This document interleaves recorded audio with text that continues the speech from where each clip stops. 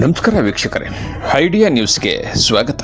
ವೀಕ್ಷಕರೇ, ಕರ್ನಾಟಕದ ಕೋಲಾರ ಜಿಲ್ಲೆಯಲ್ಲಿ ಮಾವು ಅಂದರೆ ಇಡೀ ದೇಶಕ್ಕೆ ಗೊತ್ತಾಗಿರ್ತಕ್ಕಂಥ ವಿಷಯ. ಏಷ್ಯಾದಲ್ಲಿ ಅತಿ ದೊಡ್ಡ ಮಾವಿನ ತೋಟ ಮತ್ತು ಮಾವಿನಕಾಯಿಯ ರುಚಿಗಳಿರ್ತಕ್ಕಂಥ ಕ್ಷೇತ್ರ ಯಾವುದಾದ್ರೂ ಇದ್ದರೆ ಅದು ಕೋಲಾರ ಜಿಲ್ಲಾ ಶ್ರೀನಿವಾಸಪುರ ತಾಲೂಕಿನ ಮಾವು. ಶ್ರೀನಿವಾಸಪುರದಲ್ಲಿ ಯಾಕೆ ಯಥೇಚ್ಛವಾಗಿ ಮಾವು ಈ ರೀತಿ ರುಚಿಯಾಗಿರುತ್ತೆ ಅಂದರೆ ಅಲ್ಲಿ ಮಣ್ಣು, ಫಲವತ್ತಾದಂತಹ ಭೂಮಿ, ವಾತಾವರಣ. ಕೋಲಾರ ಜಿಲ್ಲೆ ಎಲ್ಲ ಒಟ್ಟಾರೆ ಕೂಡ ಕೋಲಾರ ಜಿಲ್ಲೆ ಒಂದೇ ರುಚಿಯಾಗಿರ್ತದೆ. ಕೋಲಾರ ಜಿಲ್ಲೆಯಲ್ಲಿರ್ತಕ್ಕಂತಹ ಶ್ರೀನಿವಾಸಪುರ ತಾಲೂಕು ಆಗಿರ್ಬೋದು, ಮುಳುಬಾಗಿಲು ಆಗಿರ್ಬೋದು, ಅಥವಾ ಕೋಲಾರ ಆಗಿರ್ಬೋದು, ಈ ಮೂರು ತಾಲೂಕಿನಲ್ಲಿ ಯಥೇಚ್ಛವಾಗಿ ಮಾವು ಬೆಳೆದಕ್ಕಂತಹ ರೈತರು. ಆದರೆ ರೈತರಿಗೆ ವರ್ಷ ಕೂಡ ಒಂದಷ್ಟು ಎಲ್ಲೋ ಒಂದು ಕಡೆ ನೋವಾಗ್ತದೆ. ಕಳೆದ ವರ್ಷ ನೋಡಿದ್ರೆ ಮಾವು ಸ್ವಲ್ಪ ಕಡಿಮೆನೇ.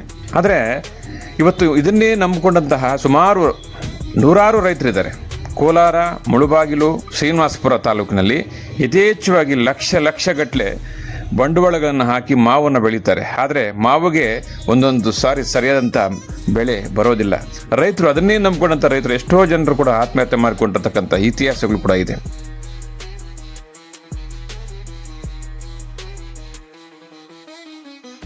ಕಳೆದ ಬಾರಿ ಅಂತೂ ರೈತರಿಗೆ ತುಂಬ ನೋವಾಗಿದೆ. ವೀಕ್ಷಕರೇ, ನಾವು ಹೇಳೋದಿಷ್ಟೇ, ಮಾವು ಇವಾಗ ನೋಡಿ, ಚಿಕ್ಕ ಕಾಯಿಯಿಂದ ಕೂಡ ದೊಡ್ಡ ಕಾಯಿವರೆಗೂ ತಿನ್ನುವಂತಹ ಒಂದು ರುಚಿ.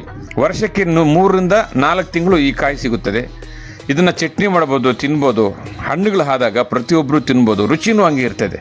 ಕೋಲಾರ ಜಿಲ್ಲೆಯಲ್ಲಿರ್ತಕ್ಕಂಥ ಮಾವು ಇಡೀ ದೇಶಕ್ಕೆ ರಫ್ತಾಗಿರ್ತಕ್ಕಂಥ ಇತಿಹಾಸಗಳಿದೆ. ಆದರೆ ಕೋಲಾರ ಜಿಲ್ಲೆಯಲ್ಲಿ ಅಷ್ಟೊಂದು ಫಲವತ್ತಾದಂಥ ಮಾವು ಇರತಕ್ಕಂಥ ಒಂದು ಕ್ಷೇತ್ರ. ಎಲ್ಲರೂ ಕೂಡ ಅಷ್ಟೇ, ಮಾವು ಬಂದಾಗ ಮಾವನ್ನು ತಿನ್ನಿ. ವಿಭಿನ್ನ ರೀತಿಯಲ್ಲಿ ಕುಟುಂಬ ಸಮೇತ ಹಾಗೂ ದೇಶಾದ್ಯಂತ ಕೋಲಾರ ಜಿಲ್ಲೆ ಮಾವಿಗೆ ಯಥೇಚ್ಛವಾಗಿ ಬೇಡಿಕೆ ಇರ್ತದೆ. ಈ ಬಾರಿ ಸ್ವಲ್ಪ ಬಿಸಿಲು ಜಾಸ್ತಿ ಇದೆ. ಬಿಸಿಲಂದರೆ ಸುಮಾರು 10 ವರ್ಷಗಳು ಕಂಪೇರ್ ಮಾಡಿದ್ರೆ ಈ ವರ್ಷ ಭಾರಿ ಬಿಸಿಲಿದೆ. ಅಂಥ ಬಿಸಿಲಲ್ಲಿ ಸುಮಾರು 5-6 ತಿಂಗಳಿಂದ ಕೂಡ ಮಳೆ ಇಲ್ಲ. ವರ್ಷನೇ ಇಲ್ಲ ಬಿಡಿ. ಮಳೆ ಇಲ್ದಿದ್ರೂ ಕೂಡ ಕೋಲಾರ ಜಿಲ್ಲೆಯಲ್ಲಿ ಮಾವು ನೋಡಿ ಎಷ್ಟು ಚೆನ್ನಾಗಿ, ಎಷ್ಟು ಅದ್ಭುತವಾಗಿ ಬೆಳೀತದೆ. ಏನೇ ಇರಲಿ, ಕೋಲಾರ ಜಿಲ್ಲೆಯಲ್ಲಿರ್ತಕ್ಕಂಥ ಮಾವನ್ನ ಇಡೀ ರಾಜ್ಯ, ದೇಶ ತಿನ್ನಿ. ರುಚಿಕರವಾದಂತಹ ಮಾವು. ಏನೋ ಪ್ರತಿಯೊಬ್ಬರು ಒಂದಷ್ಟು ಮಾವು ತಿಂದಾಗ ರೈತರಿಗೆ ಕೂಡ ಬೇಡಿಕೆ ಆಗ್ತದೆ. ಒಂದಷ್ಟು ರೈತರು ನಂಬಿರ್ತಕ್ಕಂತಹ ಮಾವಿಗೆ ಒಂದಷ್ಟು ಬೆಲೆ ಸಿಗ್ತದೆ ಅನ್ನೋದು ನಮ್ಮ ಅಭಿಪ್ರಾಯ. ಈ ವಿಡಿಯೋ ಇಷ್ಟ ಆಗಿದ್ರೆ ತಾವೆಲ್ಲರೂ ಕೂಡ ಶೇರ್ ಮಾಡಿ, ಲೈಕ್ ಮಾಡಿ, ನಮ್ಮ ಚಾನಲನ್ನು ಸಬ್ಸ್ಕ್ರೈಬ್ ಮಾಡಿ. ಮಾವು ಬಂದಾಗ ಮಾವು ತಿನ್ನಿ, ಮಾವು ಹಣ್ಣುಗಳು ಬಂದಾಗ ಹಣ್ಣುಗಳನ್ನು ತಿನ್ನಿ, ಆರೋಗ್ಯವನ್ನು ಕಾಪಾಡಿ. ಜೈ ಹಸಿರು ಮಾತಾ.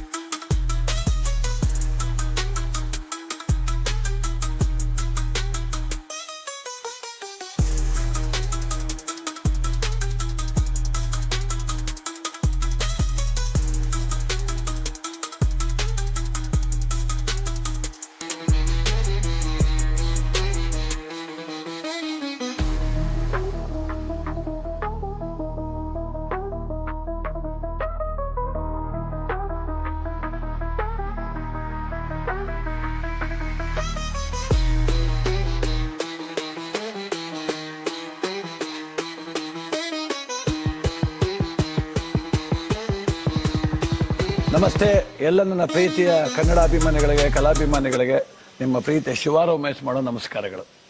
ಕೋಲಾರದ ಸಮಸ್ತ ಬಂಧುಗಳು, ಕರ್ನಾಟಕದ ಎಲ್ಲ ಕಲಾಭಿಮಾನಿಗಳು, ಕನ್ನಡಾಭಿಮಾನಿಗಳು ಈ ಐಡಿಯಾ ನ್ಯೂಸ್ ಚಾನಲ್ನ ಸಬ್ಸ್ಕ್ರೈಬ್ ಮಾಡ್ಕೊಳ್ಳಿ, ಬೆಂಬಲಿಸಿ, ಆಶೀರ್ವದಿಸಿ, ಆನಂದಿಸಿ, ವಿವೇಚಿಸಿ, ವಿಚಾರಿಸಿ. ಐಡಿಯಾ ನ್ಯೂಸ್ ಚಾನಲ್ಗೆ ತಾವೆಲ್ಲರೂ ಕೂಡ ಚಂದರ. ಧನ್ಯವಾದಗಳು.